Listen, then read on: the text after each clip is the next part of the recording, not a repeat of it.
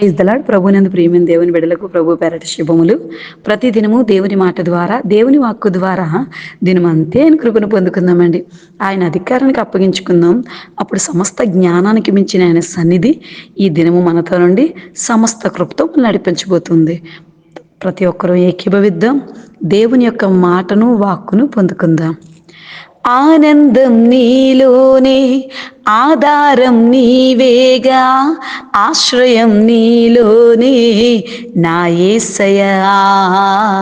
స్తోత్రార్హుడా, అర్హతే లేని నన్ను ప్రేమించినావు, జీవింతు ఇలాలో నీకోసమే సాక్షార్థమై. అర్హతే లేని నన్ను ప్రేమించినావు, జీవింతు ఇలాలో నీకోసమే సాక్షార్థమై.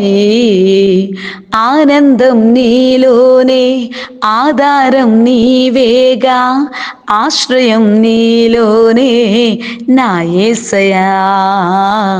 స్తోత్రార్హుడా, నా యేసయ్యా. స్తోత్రార్హుడా.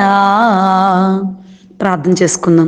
సకల ఆశీర్వాదాలకు కారణభూతుడైన నా ప్రియ పరలోకపు దేవా, నిన్న నేడు రేపు నిరంతరము ఏకరీతిగా ఉండి మా జీవితాల్లో సమస్త నీ కృపను ప్రకటించిన ప్రియుడా, నీ ఉద్దేశం మాకు జీవితంలో అయ్యా తండ్రి ప్రభు, నీ వాక్కు మా బ్రతుకులో నెరవేర్పు జరగాలని అయ్యా ఉదయముననే నీ మాట కోసం ఆశ కలిగి ఎదురు చూస్తున్నామయ్యా.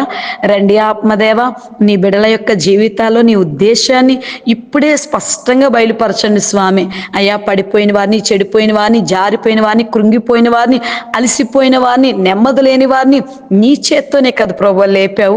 అయ్యా ఇప్పుడు కూడా నీ మాట చేత రాకో రాక్రు రీమా రాఖాత మాక్రో త్రాక్రాంద్రియ రాక్రు రీకో రాతాఖాత రాక్రియ రాక్రు రీమారా శాత్రాక్రోంద్రియ రాఖాత రాక్రు. నా ప్రేమైన బిడలారా, నిశ్చయముగా నా వాక్కును మీ ఎదురుగా పెట్టి మీ జీవితాలని నేను మరింత వెలుగుతో నడిపించుటకు నా హస్తాన్ని మీ జీవితాల్లో, నా వాక్కును మీ బ్రతుకులలో, నా సన్నిధి మీకు రక్షణగా నిలబెట్టి నేనే నా వాక్కును విడుదల చేసి స్థితిని మార్చబోతున్నాను. ఈ దిన వాగ్దానము యెషయా గ్రంథము 60వ అధ్యాయము 15వ వచనాన్ని నిశ్చయముగా వాగ్దానంగా ప్రకటిస్తున్నాను.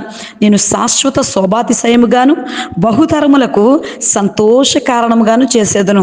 నా ప్రేమ బిడలారా, ఎప్పుడు కూడా మీ జీవితంలో శోభాతిశయం మరి శాశ్వతంగానే మీ జీవితంలో ఇచ్చుటకు మోడుబారిపోయిన స్థితిని నేను తీసివేసి, మరి కృంగిపోతున్న స్థితిని నేను తీసివేసి, భయంకరమైన మరి స్థితులలో నిరాశను పుట్టిస్తున్న చుట్టూనున్న ప్రతి బంధకాల నుంచి మిమ్మల్ని విరగొట్టి నేను మీ దేవుడినై ఉన్నానని మరొకసారి తెలియజేయుటకు బహుతరములకు సంతోష కారణంగా చేస్తాను. ఎలా సంతోష కారణంగా నేను ఉంటానని మీరు అనుకుంటున్నారా? మీ జీవితంలో ఏ అడ్డుగా ఉంది? ఏ పరిస్థితిని బట్టి మీరు అడ్డు అనుభవిస్తున్నారు? ఎలాంటి పరిస్థితిని బట్టి మీరు చింతన అనుభవిస్తున్నారు? ఏం చేయడం బట్టి మీరు ఏడవలసిన పరిస్థితి వచ్చింది? ఏం చేసినా మరి ఆ కార్యాల బట్టి మిమ్మల్ని మీరు కృంగ తీసుకున్న స్థితి వస్తుంది. వాటిని తీసివేసి సంతోష కారణంగా, అంటే మీ జీవితంలో కార్యం చేసి మిమ్మల్ని సాక్షులుగా నిలబెట్టి ఆ సాక్ష్యము అనేకులు చూసేటట్లుగా నేను చేసినప్పుడు మీరు సంతోష కారణముగా అనేకులకు కనబడేటట్లుగా నేను నిలబెట్టబోతున్నాను. ఈ భూమి మీదకి వచ్చిందే నిర్జీవమైన స్థితి తీసివేసి జీవింపచేసి జీవ జలపు ఊటగా జీవ సాధనంగా నేను మీ జీవితాన్ని నిలబెట్టడానికే వాగ్దానం చేసిన దేవుడు, నమ్మదగిన దేవుడను నేను మీ తండ్రిని. ఇప్పుడు నమ్మితే నా వాక్కును విని ఆమేన్ చెప్పి నా కృపను పొందుకోండి. ఇది నా వాక్కు.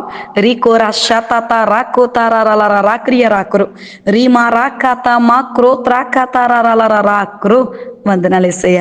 నీ కృప, నీ వాత్సల్యత, నీ సన్నిధి అయ్యా నీ బిడల జీవితంలో విడుదల చేసి నడిపించమని అయ్యా ఈ ప్రార్థన నీ సన్నిధికి అంగీకారంగా మార్చుకున్నందుకు మరొకసారి స్తోత్రం చెల్లిస్తూ యేసు అతి పరిశుద్ధ నామమున అడిగి వేడుకుంటున్నాం తండ్రి, ఆమేన్.